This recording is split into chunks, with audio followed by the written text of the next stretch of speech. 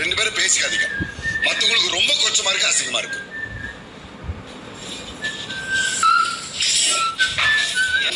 நீ பாத்தி இல்லடா, நீ ஹைப்பர் ஆனா என்ன பேசணும்ன்றது உனக்கு தெரிஞ்சு பேசு. கொஞ்சம் திரும்ப திரும்ப என்ன ஹார்ட் பண்ணாதீங்க எல்லாரும் சேர்ந்து. ரெண்டு பேரும் சேர்ந்தா சொல்றேன். நீ பேசுற ஒரு நிமிஷம் விடு, அவர் திருப்பி பேசுற ஒரு நிமிஷம் விடு. போ. எதை எங்க என்ன பேசணும்னு எனக்கு தெரியும்னா, நான் பாத்துக்கிறேனா. நீ